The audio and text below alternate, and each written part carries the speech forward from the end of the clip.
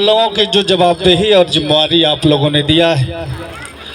यह जवाबदेही आशीर्वाद हम लोगों को बोलने के लिए नहीं दिया है, काम करने के लिए दिया है। और हमारे साथियों ने सुझाव दिया है कि इस गांव में जो शहादत हुआ था बनिहार साथियों का, आज तक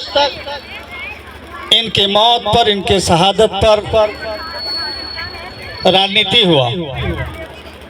लेकिन अब इस पर राजनीति नहीं होगा, अब काम होगा। क्योंकि हमारे जो विधायक हैं, जिस समय यह घटना घटित थी उस समय हमारे वर्तमान विधायक अनंत प्रताप देव जी थे, और इन्हीं के जरिए, इन्हीं के सौजन्य से, इन्हीं के कलम से उन मजदूरों के 1-1 लाख रुपया मुआवजा दिलाने का काम इन्होंने किया था। और आज आपके आशीर्वाद से भवनाथपुर विधानसभा के हमारे विधायक माननीय अनंत प्रताप देव जी हैं, झारखंड में हमारी सरकार है। हम लोग चाहते हैं कि आपको हम अपने पास ना बुलाकर मैं आपके बीच में आऊं,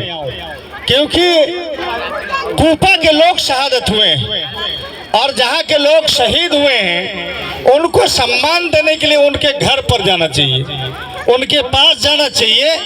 तो आज हमारे नेता माननीय अनंत प्रताप देव जी ने, झारखंड मुक्ति मोर्चा के तमाम साथियों ने आपके गांव में कूपा में आकर उन शहीदों को सम्मानित करने के काम, उन्हें श्रद्धांजलि देने के काम, उन्हें याद करने के काम हम लोग कर रहे हैं। और उनका सच्चा याद करना तभी पूरा होगा जब इस गांव में जैसे पीने का पानी, रहने का घर, शिक्षा के लिए स्कूल,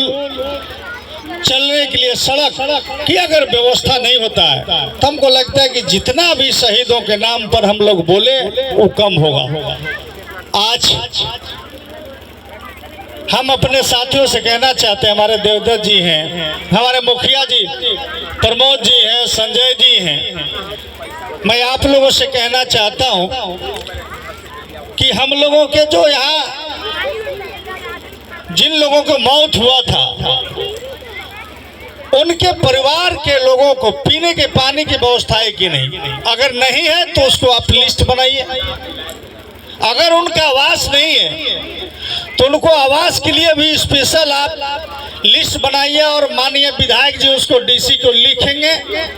और वीडियो को बोल करके उन शहीदों के परिवारों को आवास देने के काम करेंगे। ये तत्काल आवास और पीने के पानी की व्यवस्था ये करना हम लोगों के है। और दूसरा का चीज, हम लोग जिस सड़क से आए हैं, इस सड़क के साथ साथ इस गांव में अगर और भी कोई सड़क है, अगर सिंचाई की व्यवस्था करने के लिए चेक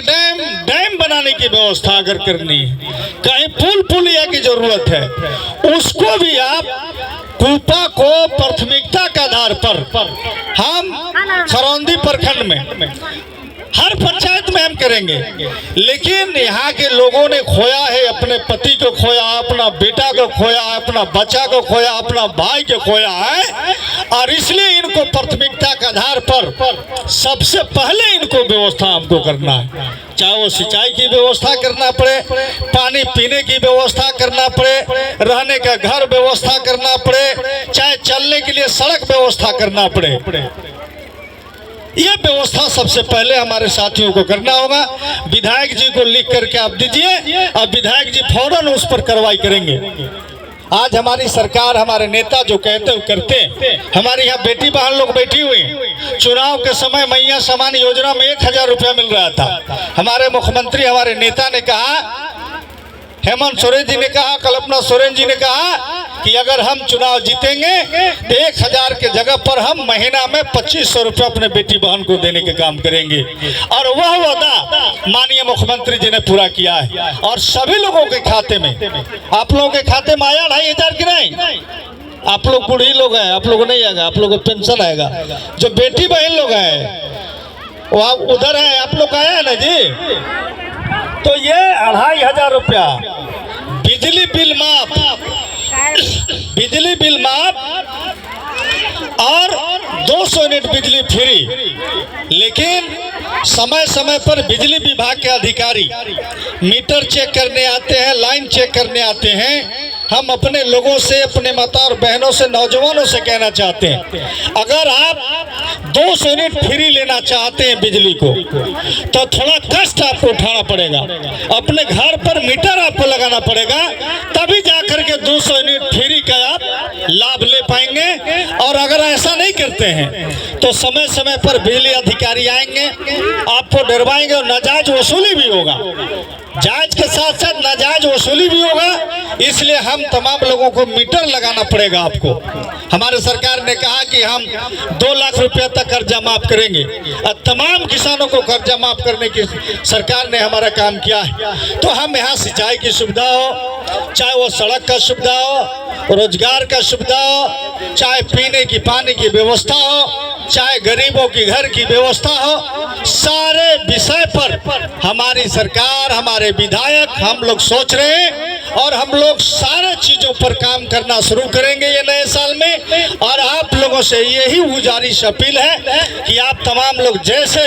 हमारे नेता पर आशीर्वाद बनाए हैं वैसे आशीर्वाद बनाए रखिए। और आपका काम, कोई भी ऐसा काम है जो नहीं रुकेगा, हम लोग दोनों नेता के नंबर अगर आपके पास नहीं है तो आप नंबर ले लीजिए और आप फोन करिए, आप भेंट करिए। विधायक जी अगर मिल जाते हैं तो इनसे जाके समस्या के समाधान करवाइए, अगर नहीं मिलते हैं तो मेरे पास भी आकर के आप अपना समस्या के समाधान करवाइए। भरसक आपको आने की जरूरत नहीं पड़ेगा। यहाँ हमारे नेता हैं, आपको धर्मराज पासवान जी, देवदत्त जी, संभवतः यही आपकी समस्या का समाधान हो जाएगा। लेकिन अगर नहीं होगा तो हमारे नेता हमेशा उपलब्ध होते हैं, हम हमेशा उपलब्ध